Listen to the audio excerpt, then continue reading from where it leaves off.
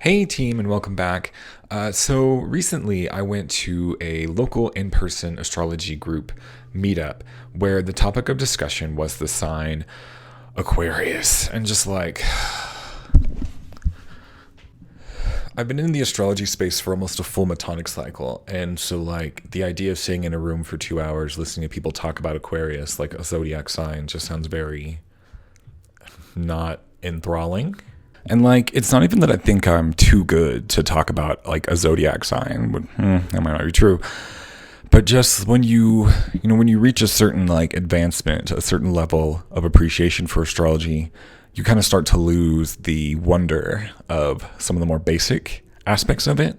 And so I think that's what's happened to me. But even like the martial arts world, there's a focus on like, study your basics, practice your basics, master your basics. You can do it, sweetie. Just master your basics. That's important. And I guess if we're going to apply that same logic to astrology, there's not really anything more basic than just like, talking about the 12 zodiac signs for 2 hours. And, for what it's worth, even then, if there's one zodiac sign that I kind of do like to talk about for an extended period of time, it is Aquarius. It does have kind of the most interesting history. And there's sort of like two different versions of Aquarius just kind of floating out there in the ether. So there's some good about it too. So it's just one of those like, well, just do it, just get in there, just do it, and just do your best. What we're going to pull ourselves up, and we're going to talk a little bit about Aquarius, especially as it relates to kind of where we are now in our current epoch of history and this sort of era that's unfolding around us. The sign of Aquarius has sort of found itself idealized a lot in particular strains of New Age thought or New Age religious or spirituality movements. And I actually have a little bit of a tell with Aquarius or like involving Aquarius when it comes to particular like publications or websites.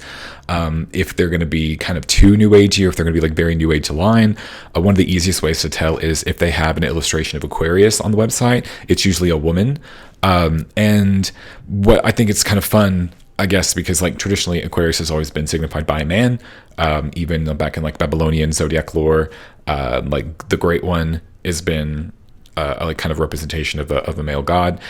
And, it doesn't matter, right? Like it's just an artistic image, just like an artistic representation. It doesn't really matter what like the sex or gender presenting of like the figure of Aquarius is. I just tend to notice that it's more feminine in publications that tend to veer towards like more New Age thought. I have another tell that also involves like the sign of Pisces. If there's an illustration of Pisces, usually it's done to where the fish are sort of like circling, swimming around each other inside of like a Taiji-Tu fashion, instead of like, classically, the fish are depicted swimming in opposite directions, which I think is much more important and much more significant when it comes to like the meaning and interpretation of Pisces. That doesn't really apply to like the Aquarius. It doesn't really matter if Aquarius is male or female in the imagery. I don't think that's significant to like what Aquarius means in the same way that I do for like the Pisces fish, but it's just a little thing that I notice. So what is it about the sign Aquarius that made it become like a darling or some sort of like golden child or something for various New Age movements? Well, this has to do with the concept of like the astrological ages. And doing kind of a little bit of preparatory research for this, I tried to dig into where this idea came from and who originated it. I wasn't able to find like an actual name of somebody who kind of first brought this up, who first kind of established this topic. And so, because then we could just go get that person, right? We could just like bring them to justice for what they've done. But it's actually kind of a funny thing, because it kind of, it'll be a full circle moment later, but it sort of illustrated some of the weaknesses of AI, because whenever I tried to find this, Google AI would try to tell me that the person who started this was Hipparchus, which is a Greek astronomer who is the first named individual that we can point to who discovered precession of the equinoxes, or who wrote about it or noticed it in some capacity. And that's related to the concept of the Age of Aquarius and the astrological ages. But Hipparchus wasn't the person who was like, yes, this is it. He's not the person who's going to stand trial for this injustice. But the basis for this is an astronomical one. The idea is that the Earth is rotating, or has like three different rotating motions. The first is the rapid rotation of the Earth around its axis, which results in day and night cycles. The second is the revolution of the Earth around the Sun, which results, of course, in our yearly cycle. And then the third is this sort of wobbling motion that takes place as the Earth, that's really the best word I have for it, as the Earth kind of wobbles along its axis. The points where the ecliptic and the celestial equator intersect slowly appear to back up along the fixed stars. So right now we think of the tropical zodiac as beginning with the sign Aries because we have fixed that to the intersection of the ecliptic and the celestial equator. That's just where it is. That's where it starts. But this point, this point that we have fixed Aries to, 0 Aries to, slowly rotates backwards to where right now it's currently in the constellation of Pisces. So from this, we have this idea that it was in Aries. Before that, it was in Taurus. Before that, it was in Gemini. Right now, it's in Pisces. Eventually, it will be in Aquarius, and then later on, it will go into Capricorn. And this is where the idea of like the astrological ages come from. The astronomy behind the idea of the vernal point of the equinoxes going backwards through different constellations is astronomical reality. That is true. But what if we ascribed meaning to it? That's where the astrological ages come in. So the basic idea is like, oh, in the age of Gemini, we discovered writing. In the age of Taurus, we discovered agriculture. And look what that's done for society. You know, we no longer had to be like traveling nomadic hunter-gatherers. Now we could like establish civilizations due to the kind of permanence and stability that agriculture brings us. Then we get into the age of Aries, which I couldn't tell you what it brings. And now we're in the age of Pisces, and isn't it glorious? And soon we'll be in the age of Aquarius, and won't that be even more glorious? So the age of Aquarius really became kind of part and parcel of the New Age, to where the New Age that the New Age movement is referring to is the age of Aquarius. Like that is the New Age that this is talking about, that this is like aimed or focused towards. What's going to happen in the new age of Aquarius? Well, that depends on who you ask. For many, it's this idea that like humanity will evolve or ascend and take, I don't know, their fucking final form, you tell me, that will become more enlightened and more, I don't know, this, that, or the other thing. But there's this big concept on it being like the next stage in human evolution where things are going to be better. We're going to be better people in whatever sense of the term that is. And like society in general will be better. There's this real like utopianism that surrounds the concept of the age of Aquarius. Now, I don't believe in astrological ages. I don't think there's a lot to them. And part of it is that they sound very theosophic to me. And I am not a big fan of that.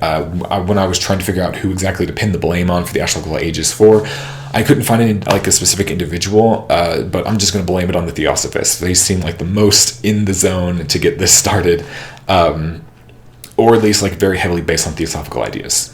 So there are a lot of reasons why I don't really care for or subscribe to the idea of the astrological ages, but sort of one of the big ones, one of the more kind of complicated ones or complex ones, is how do we define when an astrological age begins? How do we define when it ends? And this has been like a major controversy kind of surrounding even the supportive literature for astrological ages, is varying dates or time frames for when these ages actually occur. There are some that sort of standardize and round them to 2,000-year marks. So like we began the age of Pisces in the year 0, and we ended it in the year 2000. Then we picked up the age of Aquarius, which will carry on until the year 4000. That's not a very good one because it takes like 26,000 years for the Earth to complete one big wobble, which does not divide evenly into 12. So already we're kind of off to a rocky start if we're going to say that each one is 2,000 years. There's like a more astronomical one where we can just kind of track the progression of the vernal point of the intersection of the ecliptic and celestial equator until it reaches the constellation of Aquarius, and that can probably get us closer to it. But that runs into issues of like, well, when does the constellation begin and end? Are we supposed to follow the International Astronomical Union's boundaries? Like, how does this work exactly? Because if we do that, we're still quite a ways off. There's a rate of precession of like 1 degree every 72 years, and we're still quite a ways off. Another method that's been suggested is kind of dividing it based off of like the equal 30-degree segments of the ecliptic. And this is something that like Jyotish astrology, sidereal astrology already does for us. And they begin their zodiac at what we would call like 6 degrees Pisces in the tropical zodiac. So there's still like 6 degrees left, right, before it gets from Pisces to Aquarius, which is like, I don't know, whatever 6 times 72 is. It's a lot. Like, I'm not going to live to see it, so why do I care? Something that I think is important to consider with this idea of like the age of Aquarius or these different kind of like segments of time that astrology characterizes is we do have like a very real historical way to divide astrology or divide time into like astrological epochs, and that's through the great conjunctions of Jupiter and Saturn.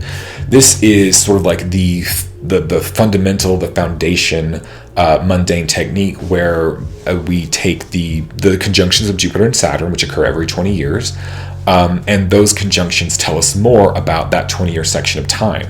But these 20-year sections of time collect themselves into 500-year-long elemental epochs. Hey team, Ryan here in editing, and I just wanted to pop in really quick and say that a few times in this video and just then I mentioned that the Jupiter-Saturn conjunctions mark off 500-year elemental epochs. That's actually not correct. It's closer to 250, around 200 to 240 or 250 years per elemental cycle. I'm not sure where the number 500 came from in my head, but I really was convinced of it, but it is not actually correct. So in the future, when I say 500-year elemental epochs, please correct myself in your head to saying around 250 years. To where for 500-ish years, we were in a series of Saturn-Jupiter conjunctions that flipped around the Earth signs. And then in the year 2020, we fully established ourselves within a new elemental paradigm of the Saturn and Jupiter conjunctions occurring in air signs now. So this, I think, is the real focus that we need to have when we're talking about these epochal shifts. And to some extent astrologers have talked about this, especially kind of in the lead up to it around 2019 and 2020. There were conversations about what the Jupiter-Saturn cycle was like and this focus on the shift from Earth into air. The big takeaway from it was like, well, it's really hard to say what this is actually going to be about because 500 years is a fuck ton of time. So how do you even begin to describe or explain what that is? But also it's just very difficult to kind of put yourself in that forward future to think about what things are like. An example that I like to use when talking about it was that back in the early 1900s, the late 1800s, the grand majority of people worked in the agricultural field. But now it's less than 4% of jobs are in agriculture, because technology has just grown and allowed us to grow more food for less human labor. And we've been able to go and kind of do and focus on other things, on other industries, on other enterprises. So it's very likely that there will be kind of a similar shift there. So why talk about this? Why bring all this up? Why are we talking about this with Aquarius? How did that get this started? And why should we care about this Jupiter-Saturn conjunction and its shift into the air signs? Well, I mean, I hate to break it to you, but the Age of Aquarius was always going to suck. That's just the way that it's always designed to be. And there was this real kind of humanitarian idealism and utopianism that started to come out of the New Age movement talking about the Age of Aquarius that I think we could also apply kind of very easily to this idea of Jupiter-Saturn conjunctions in Aquarius and Jupiter-Saturn conjunctions in air signs in general. But wait, Ryan, you say, if the Age of Aquarius was always going to suck, then why was there such a hoopla about it? Why was there all this focus on Aquarius as the humanitarian, on this utopianism, on peace, love, and all that mess? Oh, well, this goes back to what I was talking about as I had collapsed on the floor, that there is a kind of a two Aquarius problem. There are two different versions of Aquarius that kind of live in the zeitgeist or live in the collective conscious or whatever you want to call it.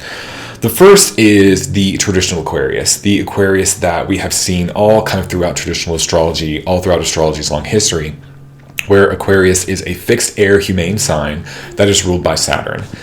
Then we have the second Aquarius that comes in after the discovery of Uranus and after its sort of association with Aquarius as the sign that Uranus rules.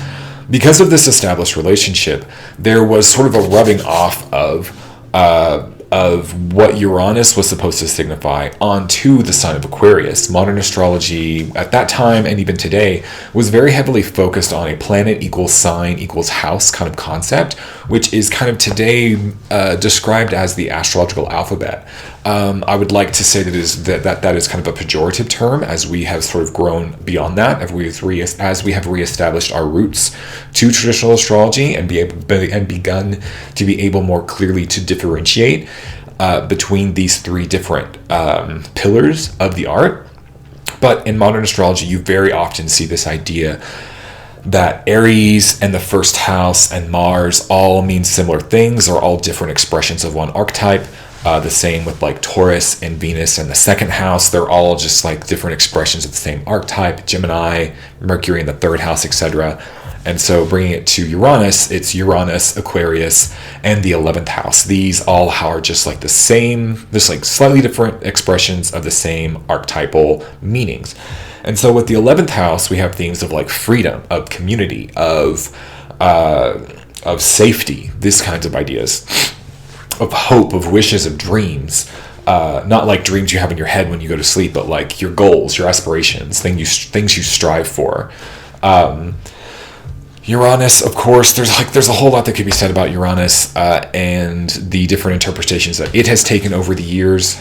Because the planet Uranus was discovered around the same time as the American Revolution and the French Revolution, it has this association of like rebellion, of like the rebel, of more community-centered approaches to leadership, ideas of like democracy or anything that's like anti-monarchy kind of a thing.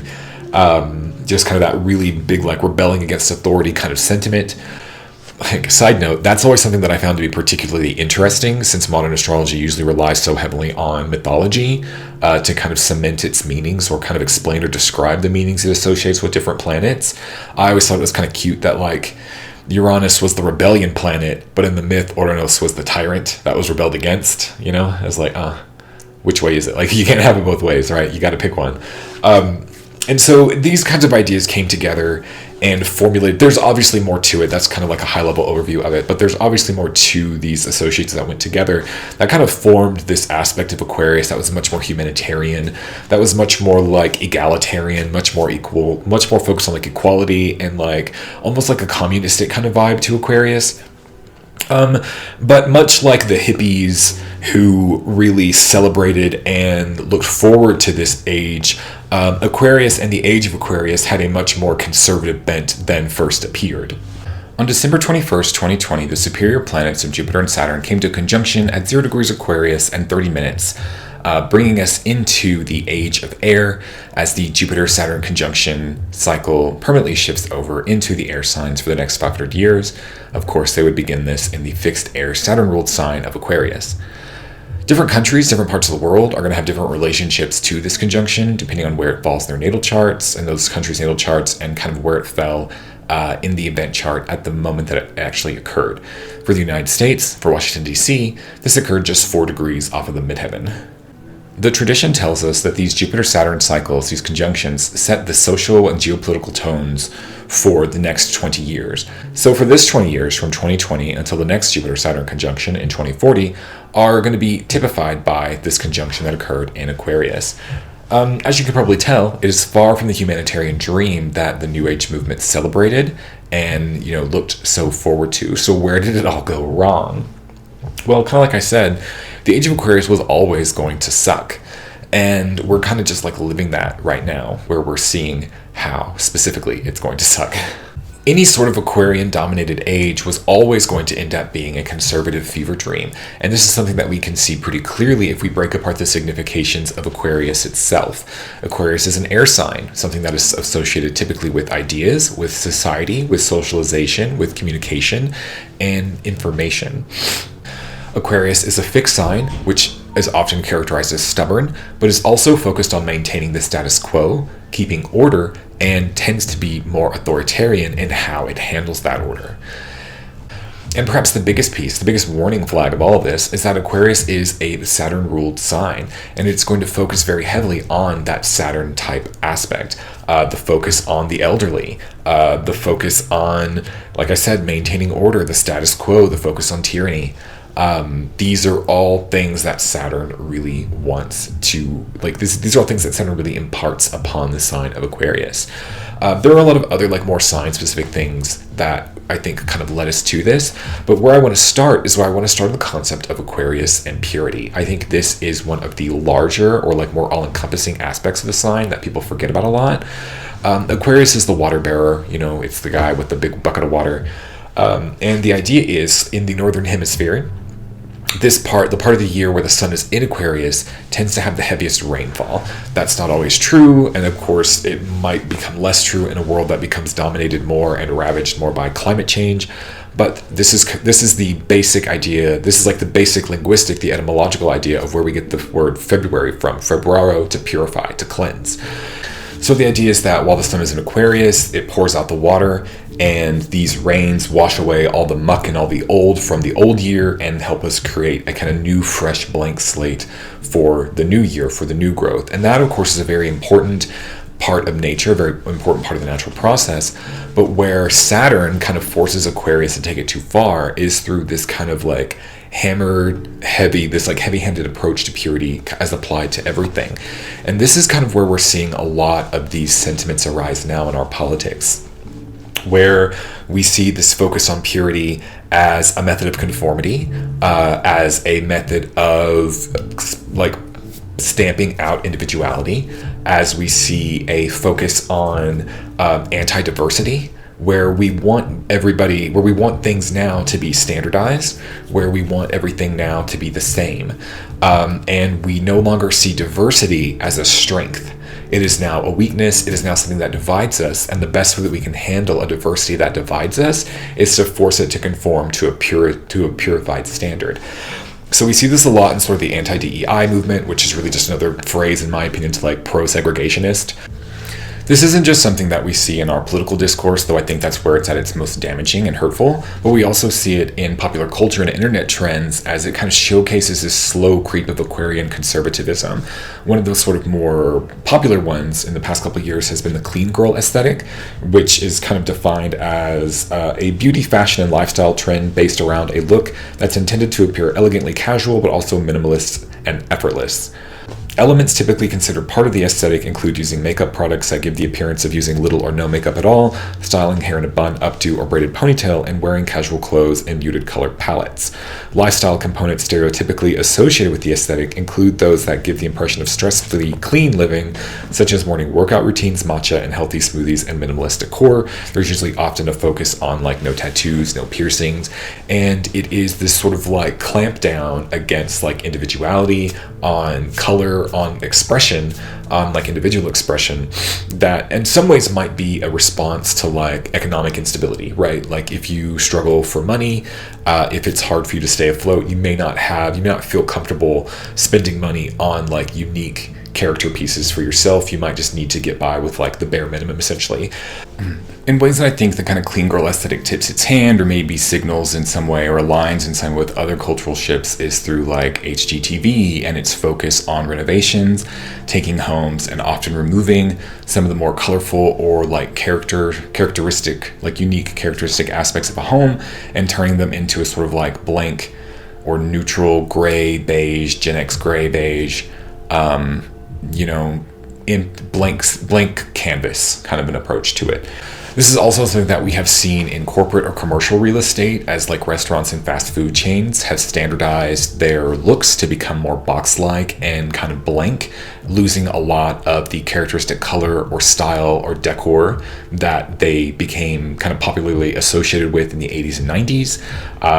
The trad wife thing, even though I think it's kind of a kink, it's also kind of got the same idea to it. But it's even something that we see in like car colors over time as they become less colorful, less reds, yellows, and greens, and more grays, blacks, and whites. And that's the Saturn, like, right? Like that's Saturn washing out and kind of purifying, standardizing a lot of people, processes, trends, and styles.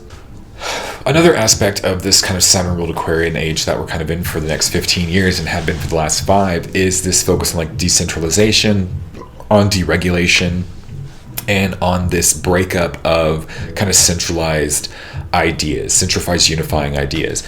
Where we've kind of seen this come out the most recently is through cryptocurrency, the distrust of kind of fiat currency, and this introduction of another sort of more community-wide shared blockchain-based currency. And while cryptocurrency has been around for a bit, it was sort of first introduced as an idea, general idea in the 80s. I think the first cryptocurrency was created in 1999. Bitcoin launched 10 years later in 2009. But since 2020, we've really seen a heightened interest and acceptance of cryptocurrency, not necessarily by individuals, but by nation states. In the summer of 2021, El Salvador and Cuba agreed to accept cryptocurrencies as legal tender, though this was kind of quickly set back by China's making it illegal that next September to use cryptocurrency in the country. But even now in our current administration, we're kind of seeing a push for cryptocurrencies renewed. So that's going to be something we're going to have to deal with more. But the biggest piece, the most important piece, and kind of the last piece that I'm going to leave you with, kind of characterizing these next few years, is the focus and control of information, right? So I talked before about how air signs are usually a social-like society with socializing with information and how communication occurs. Kind of an interesting thing about Aquarius is that it's a fixed air sign. It is about control of these things. It's ruled by Saturn. It wants to kind of control these aspects and kind of keep them in sections. We see this a little bit thanks to the internet, where we have kind of been able to, bubble ourselves off in little communities and keep ourselves separate from each other. There's good and bad in this. In some ways, it has helped us create safe spaces, especially for people who do not necessarily feel safe in kind of their day-to-day life. It has helped us to create communities of specialized interest, like astrology, for practitioners or people who are hobbyists to come in together to enjoy each other's company about this one particular thing. So there's a lot of good that's happened with this, of course. But through the rise of like social media, and particularly like the idea of the algorithm, we've kind of seen this been warped around a lot, right? So Aquarius is the water bearer. Yeah, he is the archetype that provides water, that gives resources. He doles out, he serves us with things. As an air sign, we can see this more specifically about how we are served information, how we are given information to then like consume or take in, or kind of however you conceptualize what you do with information. Doesn't that kind of sound like an algorithm? Doesn't it? This idea that we have kind of shifted, especially within the past few years, we have shifted to like an algorithm attention kind of informational processing. Back in the day, the founder of Patreon actually had a really interesting podcast or something about this, where he talked about how we're no longer a creator community, and it's now more focused on like the algorithm. So what he meant by that is, if you follow somebody online that you like to hear from, whether it's me, I hope, or like anybody else, if you follow somebody that you want to hear more from on social media or whatever, because the algorithm, there is a reduced likelihood that you'll actually see the information that you want to see from the creators that you want to see it from. You're more likely to be fed information, to be fed content from creators or videos or whatever that happen to be popular generally now, regardless of whether you have specifically like indicated that you want that to appear in your feed or not. So there's this idea of being like fed or given information from an outside source that I think aligns very well with Aquarius. Fun side note, I once had someone try to argue with me that the word algorithm and the word algol were etymologically related. They are not, but it was a fun idea, I guess. So I think the lesson that we need to learn from this is to be more in control ourselves of the information that we want to be given. Obviously, different platforms are going to allow us different amounts of control, but we need to be aware that that's happening. Now, algorithms online are not a new fangled phenomenon. They're definitely not something that's only been occurring within the past 5 years or so. The first social media site to introduce an algorithmic feed was Facebook, which did so in about 2011. But it wasn't until Twitter and Instagram also implemented algorithmic feeds in 2016 that this started to become much more like industry standard. And I would argue more that it really wasn't until the popularity of TikTok took off, kind of in the middle of and post-pandemic, so definitely within this like window of the great Jupiter-Saturn conjunction, that we really started to see how the algorithm influences not only the content that we consume as content consumers, but also what content creators are rewarded for creating and giving to us, right? So it's not just a one-way street, but also creators are trying to get into the algorithm, so they make content that they think fits it. They conform to content creation, regardless of what they might actually want to do. So I think that's kind of an interesting way to take it and to kind of go with it. There's a lot more that can be said about the Jupiter-Saturn conjunction in Aquarius and how that sign and its meanings are going to shape events and our perception of events for the next 15 years, in much the same way that they have in the past 5 years. There's the idea of Aquarius as the technocrat, as emergent technology, and us trying to find a way to utilize it. This is something that we could relate to like AI, to self-driving vehicles, to all that mess. The idea of like the Silicon Valley startup bro, and how that sort of contrarian, going against the flow kind of energy resonates with them. This idea of like a wealthy elite that I think Aquarius, as like the water bearer, as the resource holder, resonates with very well. There's a lot of that, but I wanted to leave you kind of with these points about why I think the Age of Aquarius was always going to suck, how the Age of Aquarius was always going to be very different from what was seen as like this hippie utopianism, and how it was unfortunately always going to be more of a swing to conservatism than we might have wanted to believe. But what can we do about it? What is there to do about it? Well, all we can really do is push back where we can, find a community that appreciates and supports us, and then just hold out until 2040 is kind of the big thing. The Great Conjunctions are celestial events that carve out 20-year blocks of time, and while that is a long piece of time, we are also about a fourth of the way through. And there's a lot to hope for with the Jupiter-Saturn conjunction in the sign of Libra coming up in 2040. Something that I think is also kind of interesting about Aquarius compared to the other air signs is that it is the only air sign that has a single kind of entity or figure in it. So we have Gemini, which is two twins, two individuals, and the idea is that there's communication happening, back and forth. There's a conversation happening between these two individuals. Libra, the scales, is more about balance. So it's about the kind of going back and forth until this kind of like medium, this compromise is completed between the two pans of the balance. But with Aquarius, it's just one guy, right? Like, I guess he's got his pot of water that he can talk to his own reflection like Narcissus if he wants to, but there's not this idea of connection. There's not this idea of another thing. There's not this idea of like community necessarily established within the sign of Aquarius. There's nothing else that has to be like dealt with or considered. But with Libra, it's got the two pans that we have to balance. And with Gemini, it's got the two twins whose needs need to be met.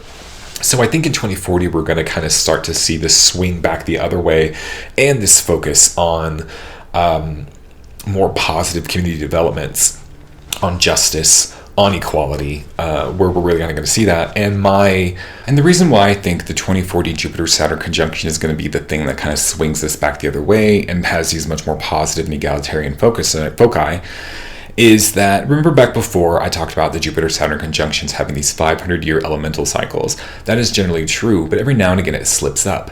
And the last time it slipped up was in 1981. In February of 1981, there was a Jupiter-Saturn conjunction at 9 degrees of Libra. If we're following the elemental cycle, this was supposed to happen in Virgo, but it doesn't always line up 100%. And this one occurred in Libra as our first sort of taste of what the new age of air was going to be. Well, what happened with the conjunction of Jupiter and Saturn in Libra? Well, a lot. A lot of things happened. And I'm not going to sit here and lie to you and say that this 20-year period was a golden age of progress where everything worked out, amazing for everybody. But what did happen was, well, we had the fall of the Berlin Wall in 1989, we had the dissolution of the Soviet Union, and a bunch of emergent democracies popping up around the world as the people took control of their governments.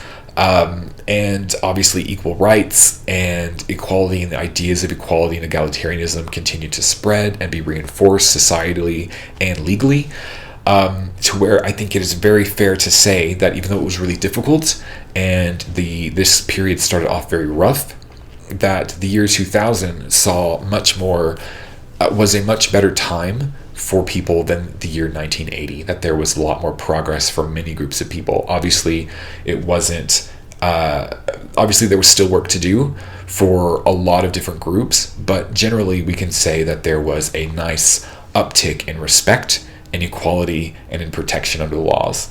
So I think that 2040, the Jupiter-Saturn conjunction here in like 18 degrees of Libra in 2040 is going to have a similar vibe to it, where we're going to see a lot more of these Libra characteristics of equality, of justice come out, and help us sort of right the ship and find that balance to where we can see those Libra elements become much more of the focus of that 20-year period as we kind of shift back away from that kind of strong conservative bent that we see now with Aquarius coming to something more in the middle. At least I hope so. Libras, I don't know. I hope that that's the case. I think 1980 forms a great sort of historical backlook, like a hindsight sort of backlook to some of the themes that we might expect to see in this Jupiter-Saturn conjunction in Libra, especially since it is somewhat contemporary. It would be very hard for us to look back at the Jupiter-Saturn conjunction the last time it occurred in Aquarius and get any real sense of like, oh, that's what this is about. The last time Jupiter and Saturn conjoined in Aquarius was in 1405, so we're not going to get a lot of help there. But I hope that, I hope to see everybody in 2040. I hope that we're able to kind of see and be together for whatever this newer look, this softer, more Venusian look at air signs looks like for us. Mostly because I just like to see people be in a better place than they were when they started, and I really think that's what we're gonna have to get to with Libra to be kind of present in. But thank you so much for watching. I'm really interested in hearing your thoughts about this sort of epical, the epic of air, about this section of time in Aquarius, what your experiences has been these past 5 years, and how you think it might relate to Aquarius and Saturn. What have been some themes of Aquarius that you've picked up or noticed in the last 5 years that you think might continue, or like new trends that you'll think what we'll see pop up within the next 15 years that maybe I didn't mention, or maybe I hadn't even thought about them to mention them. I'd be really interested in hearing that too. But everybody take care, and we'll be back here for our Pisces new moon elections on the new moon to cover those magical elections coming up for that month. Everybody take care, and I hope to see you then.